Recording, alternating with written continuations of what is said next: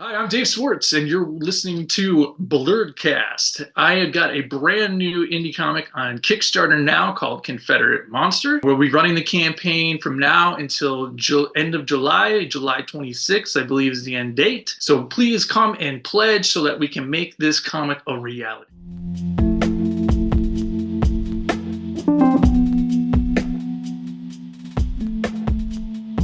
You're now listening to Blerdkast, presented to you by Blerdography.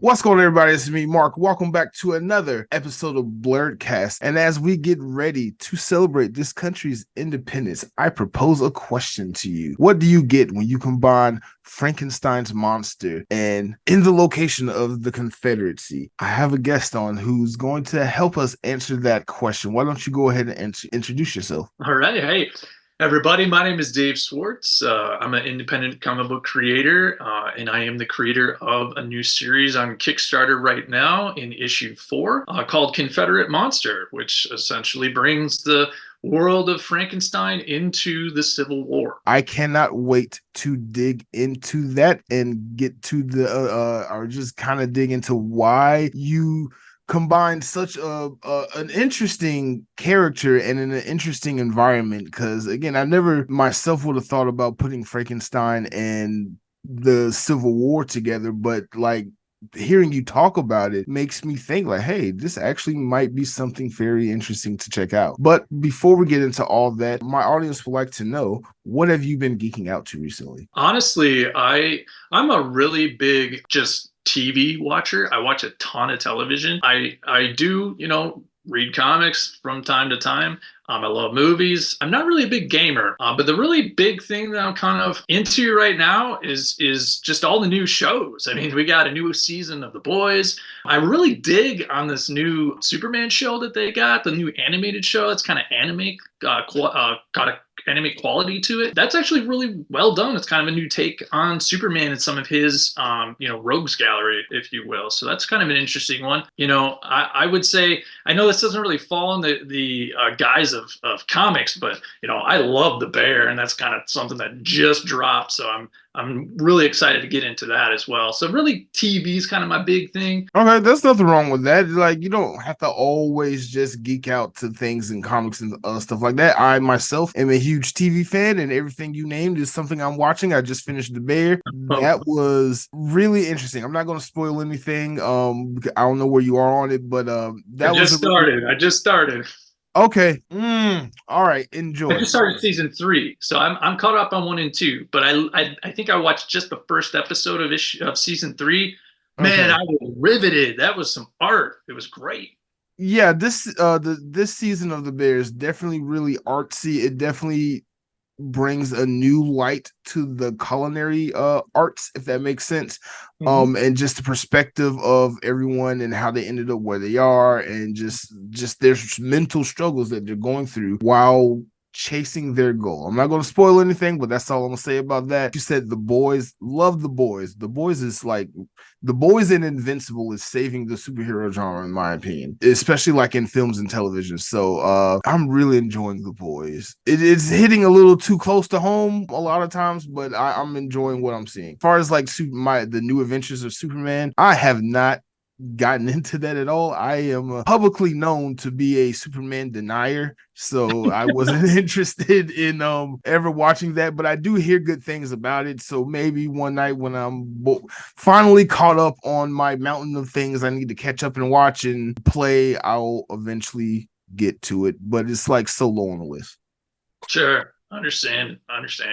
A lot out there. Since you mentioned that you are a big fan of television, are you currently also watching House of the Dragon? Actually, no, I am not quite into the House of the Dragon yet. I was pretty late to the game when it comes to the whole Game of Thrones thing. I didn't start watching Game of Thrones until it was all done. My wife actually was a big Game of Thrones fan. She had watched quite a bit before we had started, but she hadn't seen the later seasons. So we binged it together, and man, I absolutely love Game of Thrones. I probably will get into the House of Dragon here at some point, but time will tell. Let's go ahead and get into the main topic of the episode. Let's talk about Confederate Monster. I just gotta ask, where did you get the idea of just combining like a literary great character like Frankenstein's monster and just placing them in the era of the Civil War? When I first started out doing Indy Comics just about 10 years ago now, I started out with, a plan to do my own books. So I was going to do everything myself. I was going to write it. I was going to draw it. I was going to color it. I was going to letter it, all the stuff. And so when I first started, I had an idea for a superhero comic like everybody, So I kind of had to get my superhero story out of me first. And it, I thought, was a very good proof of concept for me that I knew I could do. It was a pretty big undertaking. It was about 200 pages, 6 issues. It took me a little bit over a year to finish, and it did so-so. It didn't do as well as I had thought. So I went back to the drawing board, and I told myself, okay, well, I'm not as practiced as a writer as I am as an illustrator. So I wanted to give myself some practice with writing. So I decided, maybe, they're just not looking for another superhero story. And that's really kind of the thing that I still hear today is just with the indie scene, we're not so focused on the superhero stuff. It's out there. It's just not the focus. So, I decided, let's try a horror book. Let's try a sci-fi book. Let's try a fantasy book. So I wrote some treatments and some pitches for all different genres. I wanted to get these things done quickly. So I did a couple of pitches myself. I hired some other artists to come in and do others for me. And honestly, Confederate Monster was among that group, but it wasn't the story that got picked up. I got another story that was picked up. I got sidetracked with that for a couple years. Again, did so-so. So I kind of came back to the drawing board, and I wanted to do another book all myself. And I came back around to Confederate Monster. And really, again, what inspired me to put Frankenstein and the Civil War together was I was really, when I sat down to do horror, I was like, man, what do I really enjoy? And Frankenstein is at the top of that list. I absolutely love Frankenstein. Always have been since a little kid. Actually, fun little fact about me, my first published illustration was a Frankenstein drawing I did when I was about 8 years old as part of a Monster Magazine competition. So my uncle, who got me into this world of comics and, universal monsters and pop culture, he did it behind my back. I didn't know. He just took the drawing and was like, I'm going to enter this into the contest and see if he wins. And I did. I got second place, and they put it into the book or the magazine. And so Frankenstein's always kind of been in my blood, so to speak. I started there, and then I started thinking, well, I want to do a Frankenstein story, but I feel like other stories have done more of a modern take, more of a traditional take. A lot of stories tend to set things in big historical time periods like World War II or World War I. And so that kind of pushed me towards the Civil War, because I really hadn't seen a lot done in that time period with the horror or monster genre, especially for Frankenstein. So I thought, let's see if there's some synergy here that I might be able to develop a story out of. And to my delight, there was quite a lot of comparisons between the time period and the themes of the Frankenstein story, enough for me to just run with it. And, so far, I'm really enjoying the story. I think it's coming together really well. That's good. That's good. Your Kickstarter's for issue 4. Tell us about issue 1 through 3, and just a general overview of your book. So for issues 1 through 3, I did a crowdfunder for those back in 2021. I made the first 3 issues during the pandemic. So, as everything was locked down and, I was getting hella checks from unemployment, I thought, hey, like this is my opportunity to come back to my own project again and do it all myself. Honestly, it took a lot longer to do than I anticipated. I originally had planned on finishing all 6 issues during 2020, but I only got through 3. And so after I got through 3, I started, sharing some things with friends, and they really encouraged me to do a crowdfunder. They said, oh, you can just do like maybe half the book and then the other half later. So I did a crowdfunder on Indiegogo because I knew a lot of people in my network that were using Indiegogo at the time. So I did a Kickstarter for 1 through 3. It was successful, did really well. So much so that one of the stretch goals was to produce an issue 0.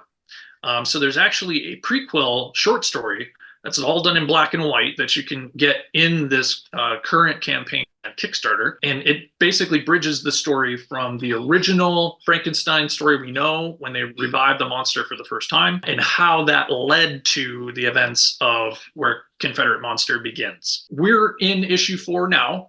I've been slowly working on it behind the scenes over the last couple of months, just really wanting to get back into it. I'm really just a penciler for hire, so I just draw for other people's books. That's my day job. And for a long time, I really focused on that. But I decided now I'm going to set aside some time to do my own work again and to get back into this book and finish it up. Because I think that the people that really love it and want to see it finished, I deserve to give that to them. So what is it like to write and draw and pencil and letter and basically create the entire comic book from scratch yourself without help from someone else, without getting another artist involved? You do it all yourself, and there are so many other people out there like you that are trying to that can't. So what is your secret? What was your approach to wanting to just do this all yourself? I know you said this was like your own personal project, so obviously this is just something close to your heart. But what was that whole approach like, and more importantly, why? I can tell you for a very simple answer to that is I'm not independently wealthy. So, in order to hire an illustrator and a colorist and a letterer and a designer, it is very, very expensive, even just to do one comic book. When I did my second book, which is Feast or Famine, and that was a published book, I hired another artist to do that for me, mainly because when I was doing this, I couldn't do them all. So I hired some artists to just do a couple pages, see if it gets picked up. The one that got picked up was the book that another artist drew. So I had to bring him in, and, his page rate was very expensive. So I after that experience, I wanted to, come back and just practice my own skills so that I felt like I could really tackle a book all by myself again and do it at a level that I was very happy with. And Confederate Monster is that. I'm still very happy with what I did back in 2020.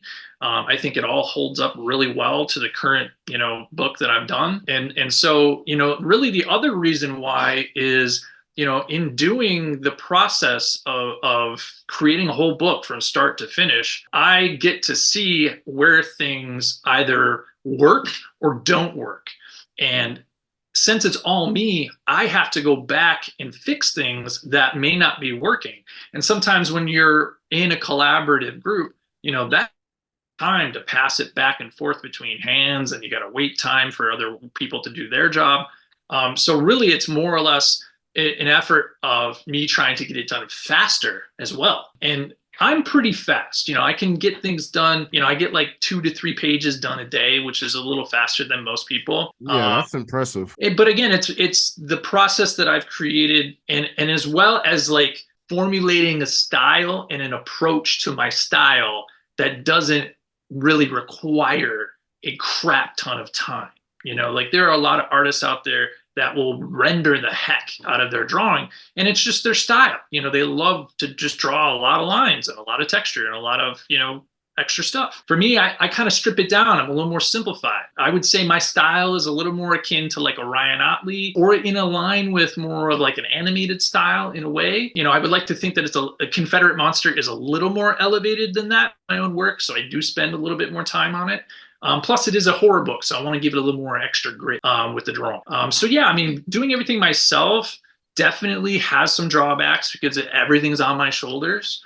But at the same time, there are some advantages because I can kind of be flexible and change things on the fly and, edit the copy down in the dialogue if it's too long. I will say I do really enjoy the freedom that comes with doing it all yourself. That's fascinating, because I was going to ask you, like, if you're like drawing a couple of panels and you kind of think of something else on the fly that's different from what you've already written, you can just draw it differently and go back to scripting like, all right, I just changed all this. Like, again, like you said, that process of just getting the communication down to just you and you're only waiting on yourself, there's a benefit to that. But like you said, the downside is you are doing it all yourself, and that can be overwhelming in its own right. One thing I do want to ask you, so writing, especially like script writing and like drawing and illustrating, are two completely different skill sets that can work well together, but honestly the skill sets have nothing to do with one another. How you mentioned that you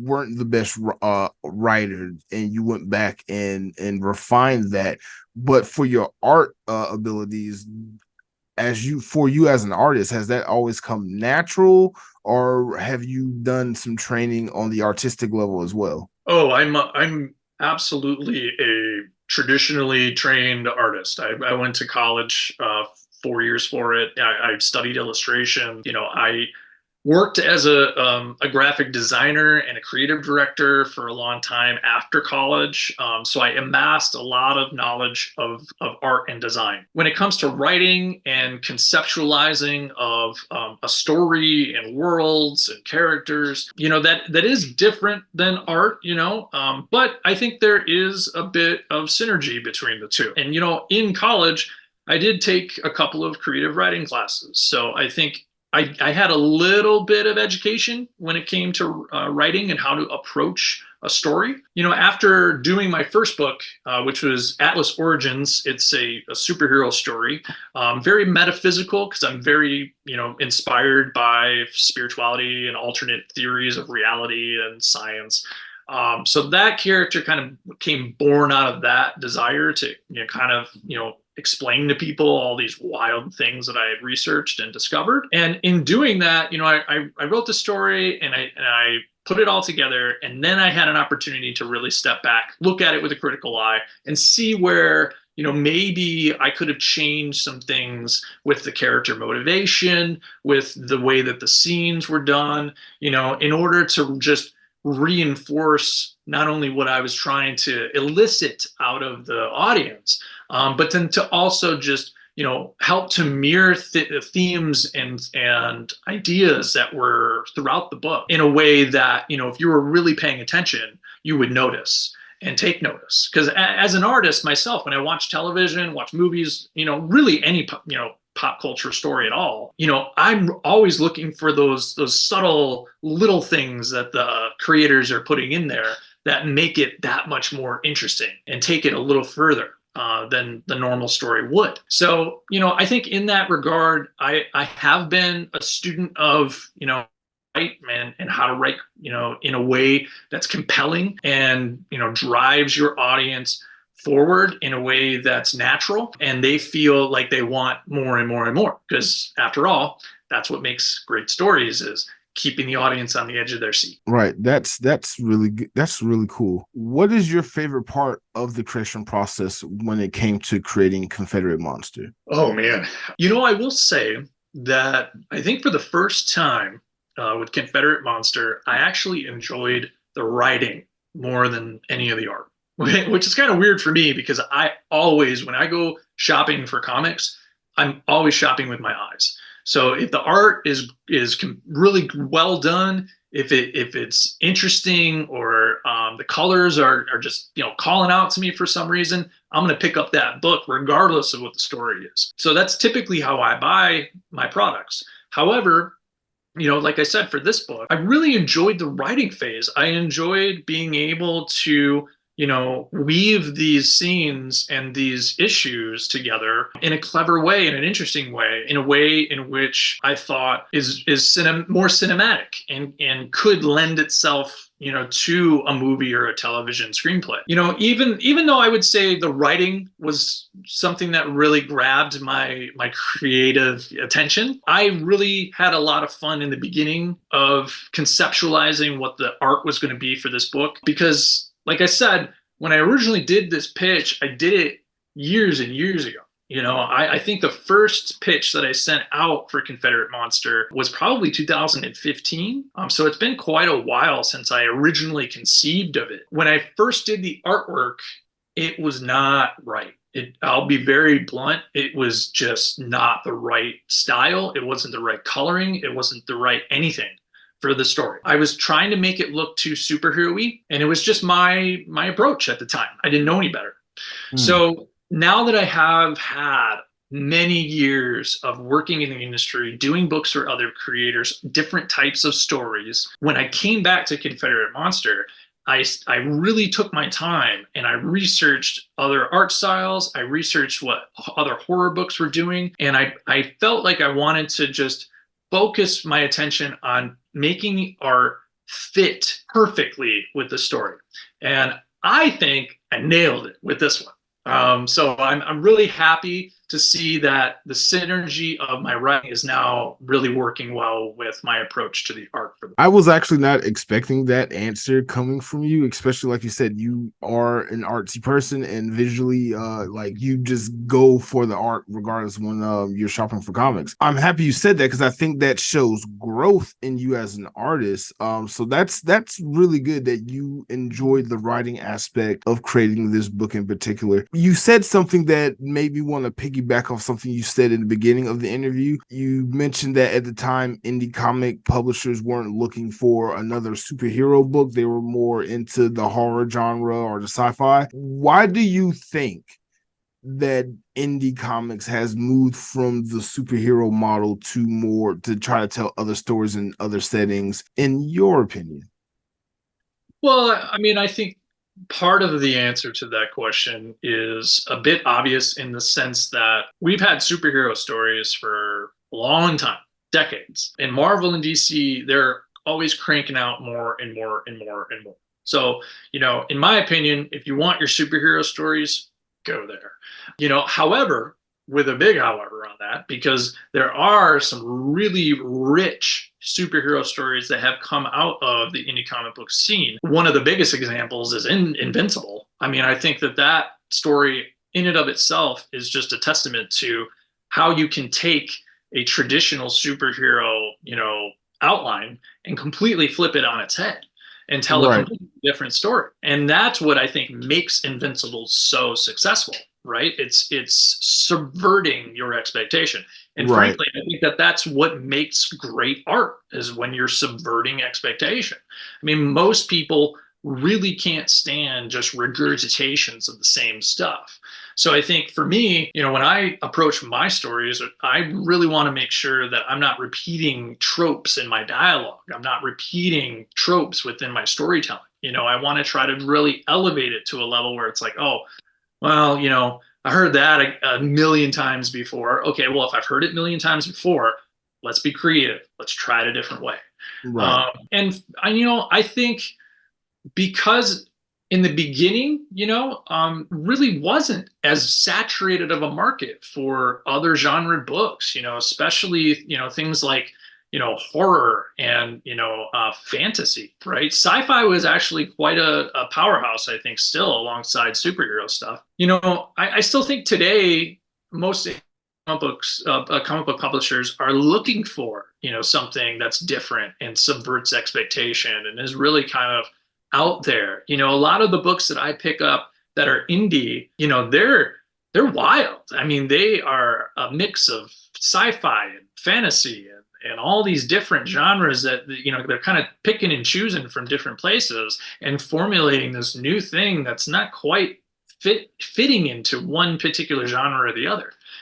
Which I kind of dig, it's a new frontier for us all. So yeah, that's a really interesting take on that. That's a really interesting take. I have this question that I usually ask everybody because mostly I only have the privilege of interviewing writers or artists separately. I never get them together. So since I have them together, I gotta ask you this. In your opinion, what's more important? Is it the writing of a comic, as in the story, the dialogue, the emotions of what you tell the illustrator to draw, or is it visually the illustrations, the inking, the coloring, the art style itself that's most important when it comes to a comic book? I will say that I think in ways it definitely depends on the person, because obviously we're all different. We're all looking for something different. Like I said before, for me, I'm more or less looking for interesting art that really inspires. I think when it comes to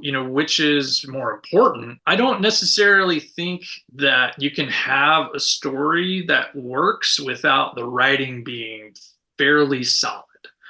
You could have like a really great artist and it might be able to sell a couple of books because I think most people do shop with their eyes first and foremost. Right. Um, but you may not be able to keep that reader if the story is lacking, right? So I think in order for a story to really have longevity, I think the writing really has to come above everything else because that's what drives a reader to be invested in a book. I mean, you can be invested in the art style or the artist that makes the comic book, right? And we see that a lot.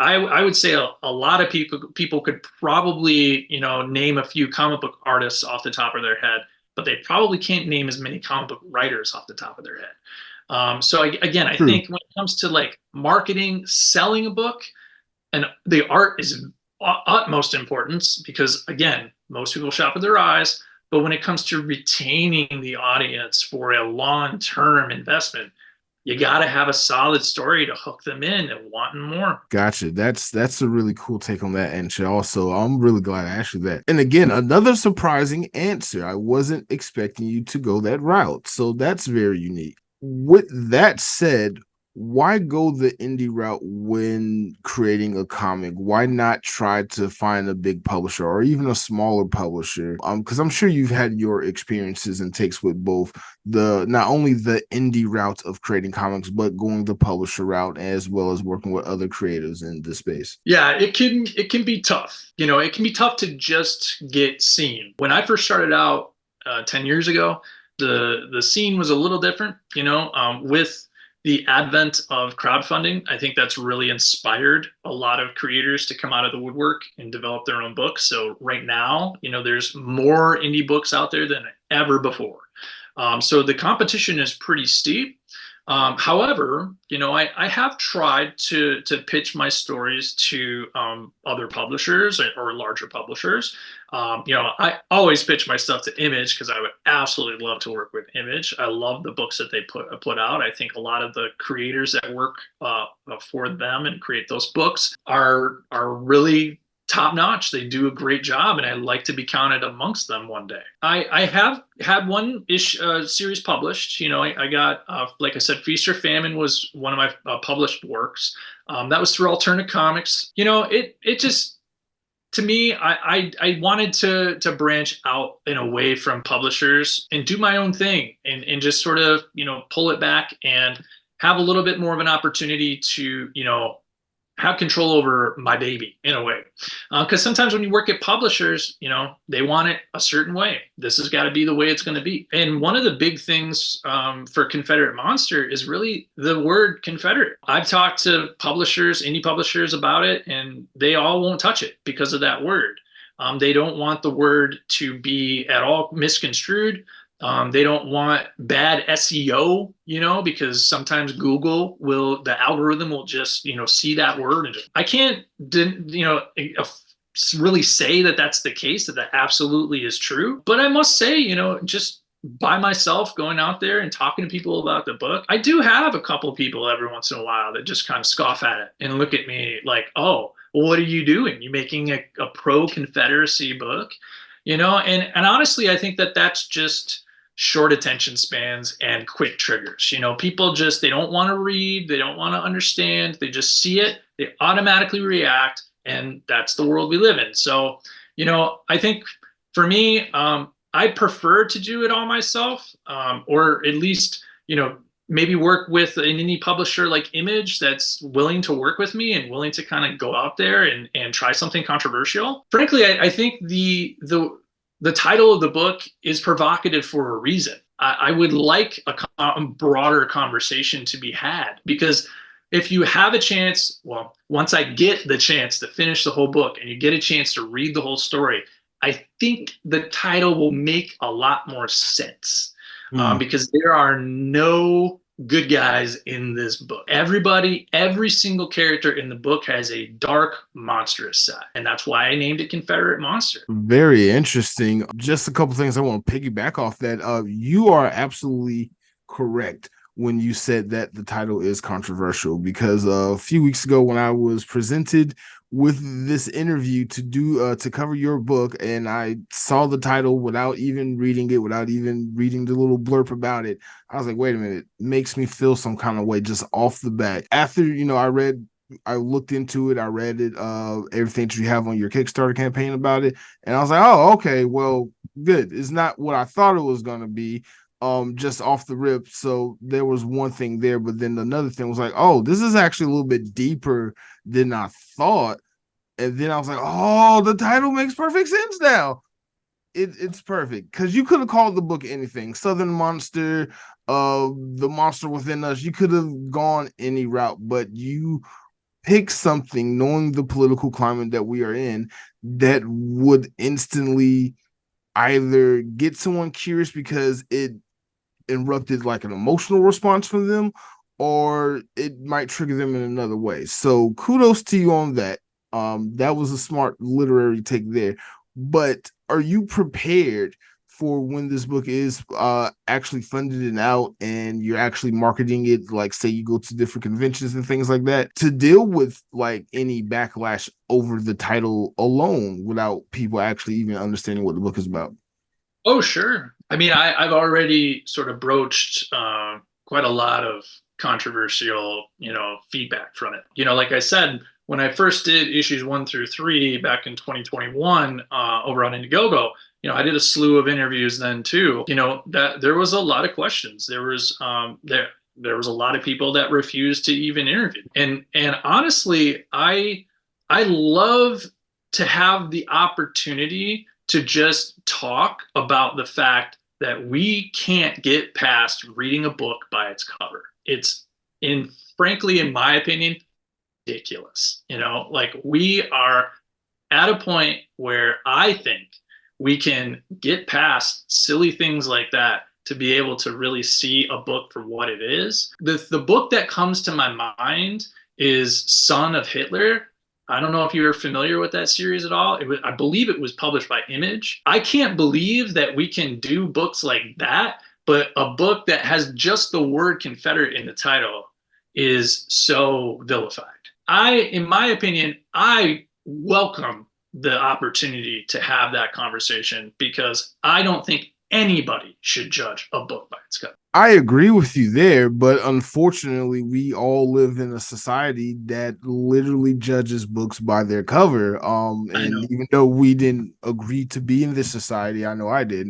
We have to deal with it, and this is just kind of the unfortunate side effects of the society. I again, because like you said, you been on the interview circuit and you've had the experiences of people not even wanting to interview you.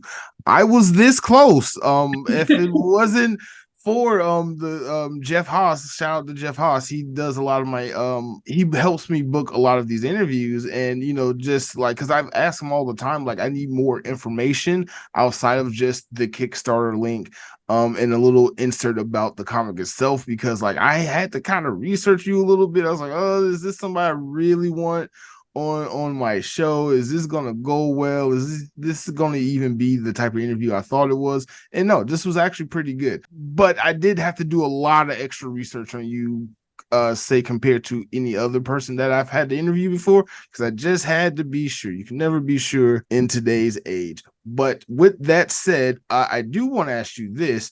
Have you had any experiences where people have approached you because of the title of the book and be like, oh, damn right, about time, South shall rise again type of people?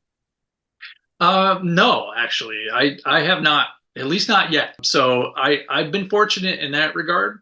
I think most people that see the title, who aren't turned off by it, they honestly don't even see it. They don't judge it by the word. They judge it more or less by the art. They come into it looking at the art and saying, "Oh wow, that's interesting. Let's take a look at that." And then Confederate Monsters sort of like a secondary read. I would hope that, like you said, just a little bit of time on my Kickstarter, a little bit of time, maybe taking a look at my work online. It's pretty evident, that I am using the Confederacy as my villains. They are very, very, very much the villains in my Right. story. And I feel like, as much as that villain story is very close to home for us. I think that that's why we have such a problem with it, is because it is very personal to our cultural identity as Americans.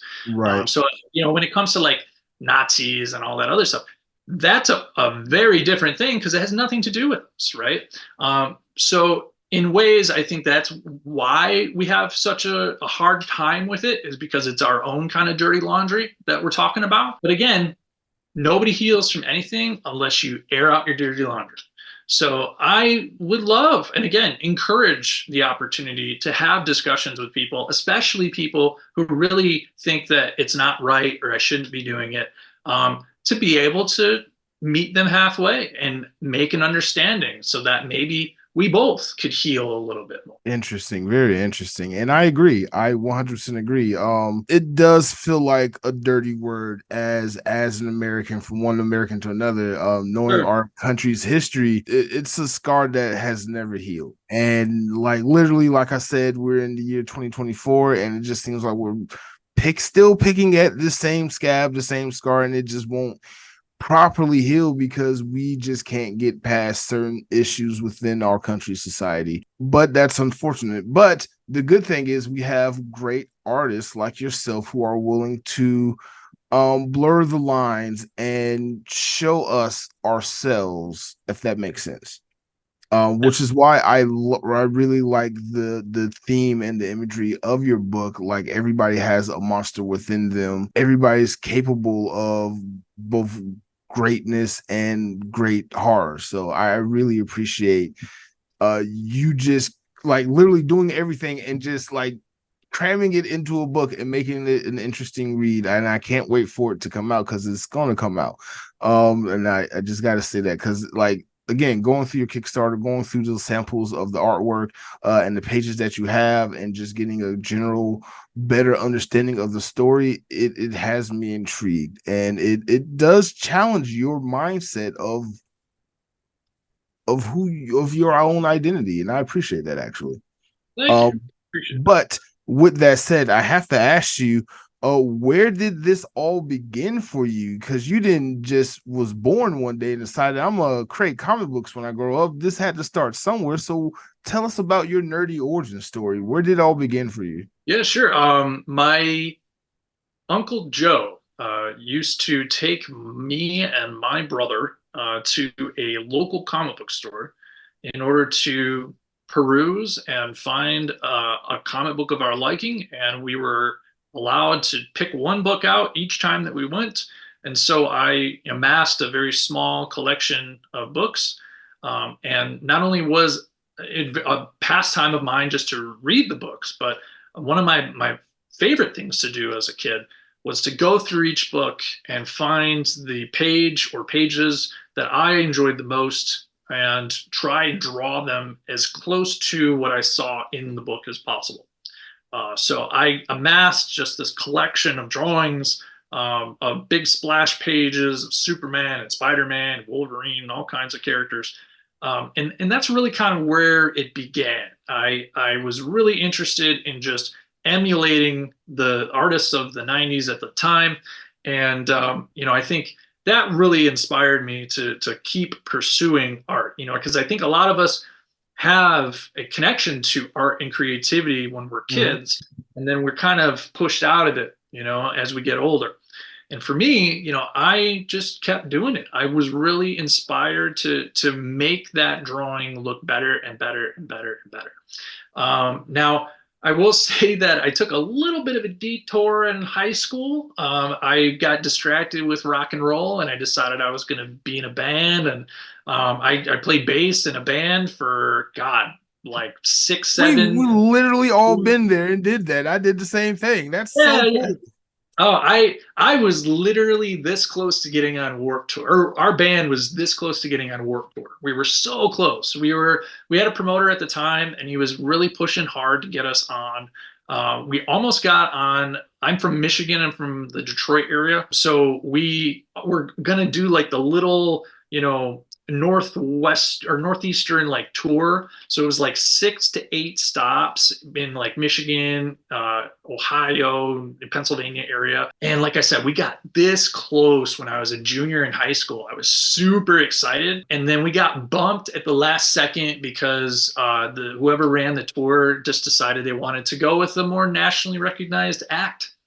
And so, our dreams kind of fell there. But it was still a great experience. I had a lot of fun. We did a lot of things that, I really would never regret.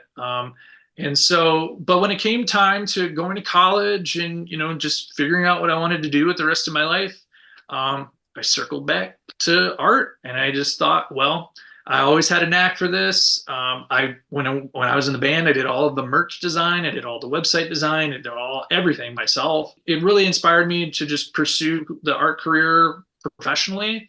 And again, I graduated. I went into graphic design and creative direction. So I was a creative director at a marketing company for a long time. But as much as the job paid really well, and I had a very lucrative position, I honestly just really didn't like working for clients that didn't appreciate the work that I did. We mainly worked for auto dealers, and if you're not selling cars, you got to find a reason for it, and I was usually the reason why they weren't selling them, because my designs weren't working or whatever. So, I ultimately was like, you know what? I got to do something that I love. I know that I'm talented enough. I just got to figure out what that is. And so I was just doodling some comic book drawings, characters and stuff that I'd come up with. And one of my designers that worked for me at the time came in my office for a meeting and saw my little doodles and said, oh, I didn't realize, you drew like comics and stuff. And I said, well, I don't draw comics. I just like draw and doodle. And they said, well, have you ever thought about having a table at a Comic-Con? And literally the thought had never entered my brain.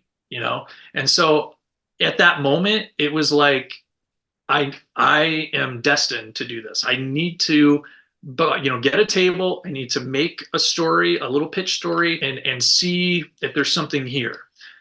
So I made the pitch for my first book, the Atlas origin story I spoke about. It was only about 8 pages long. I got it printed. I went to the show and I nearly sold out. I had another show that I literally got booked that week for the next weekend. Drove to that one and I sold out.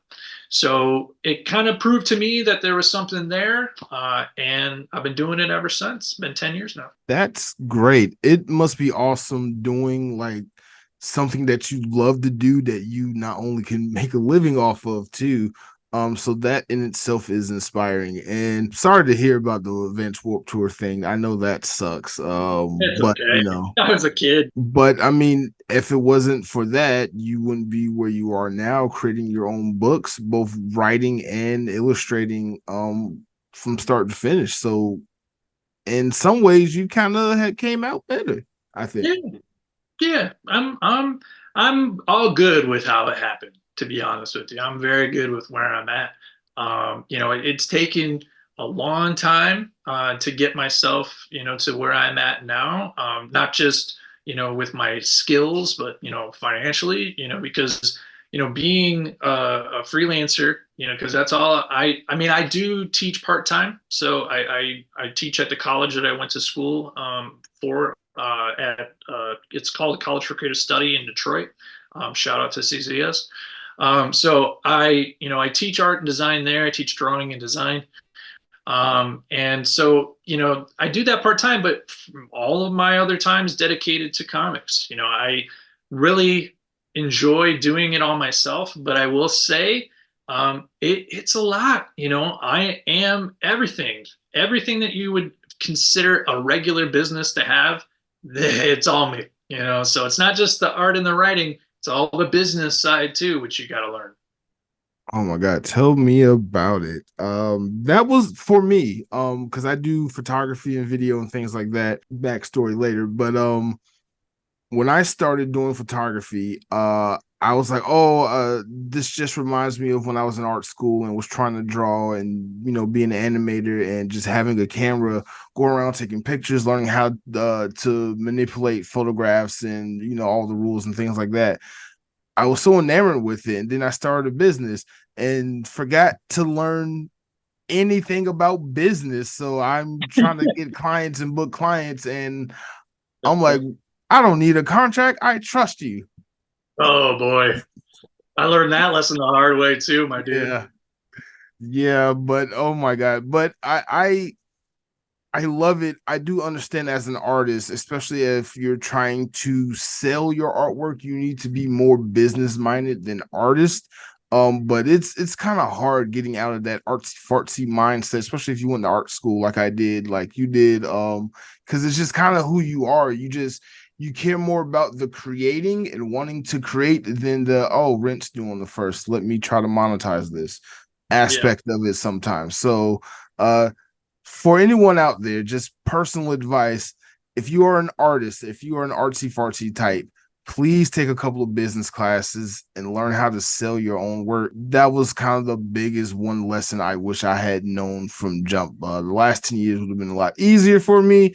Like you said, same boat club. So I actually appreciate I'm not the only one that made that mistake of just jumping in and thinking it's gonna work out because art is beautiful. It's business. It's a business. Everything is a business. And the sooner you realize that, the better you'll be in life, I feel Yep. like.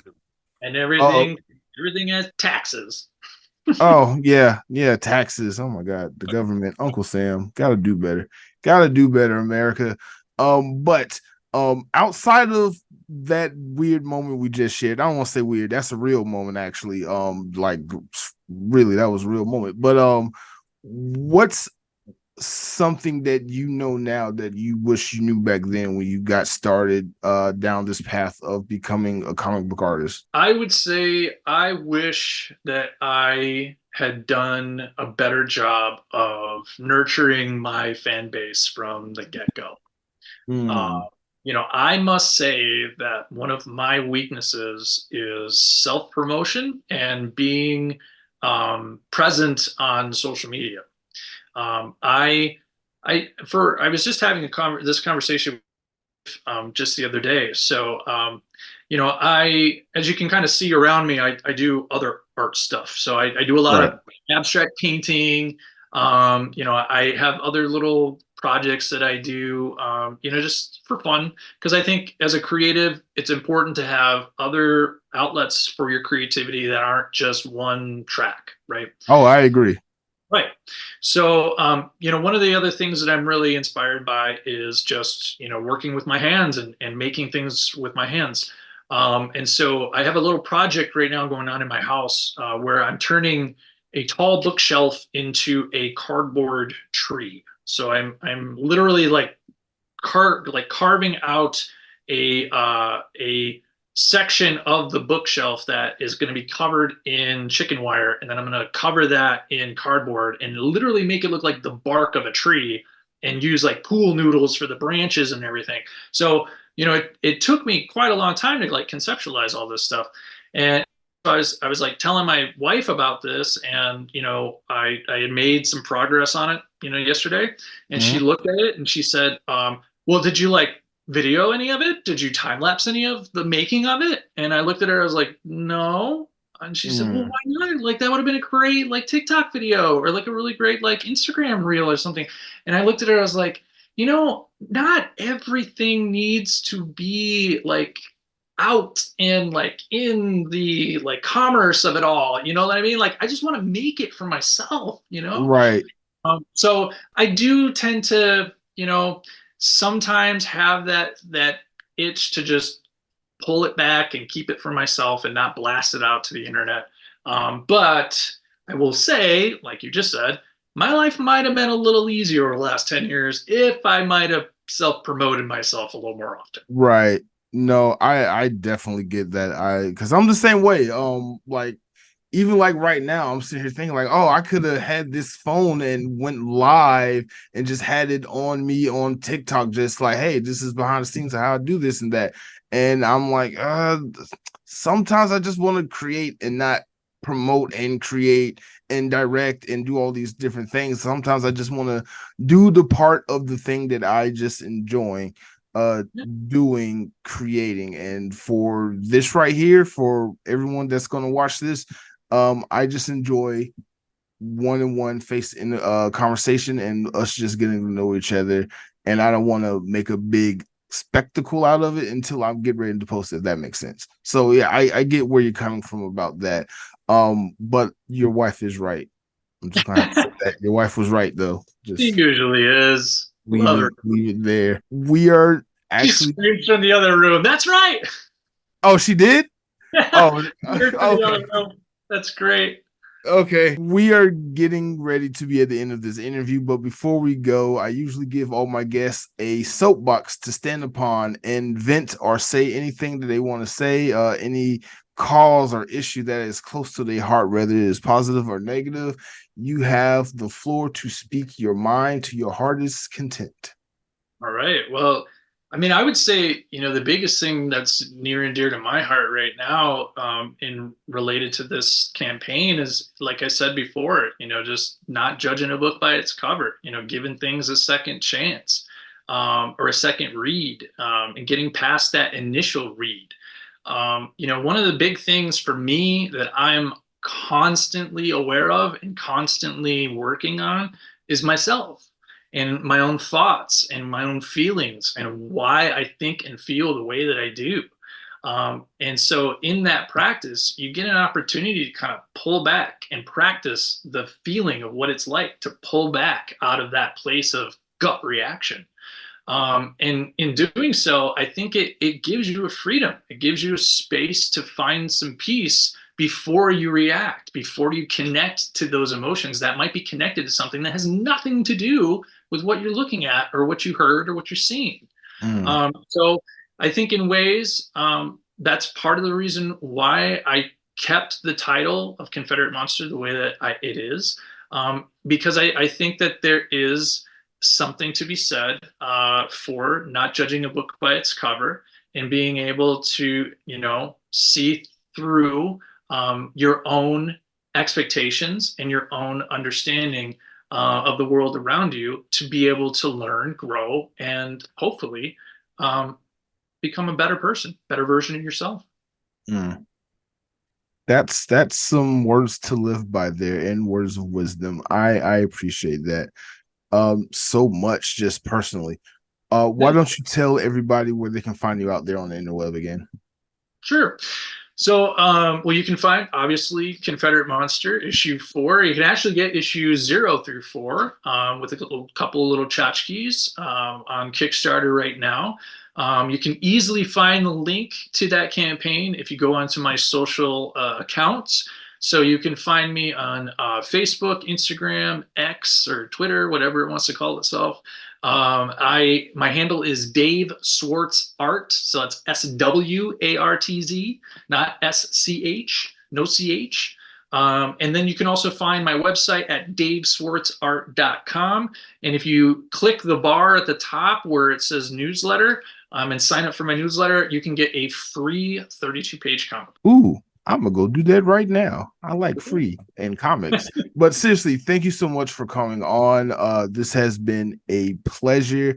I can't wait to get into Confederate Monster and start reading issue 0 through 3 so I can read issue 4. And this was just a fascinating conversation. Like again, I just personally appreciate don't get me wrong, love having the comic writers on.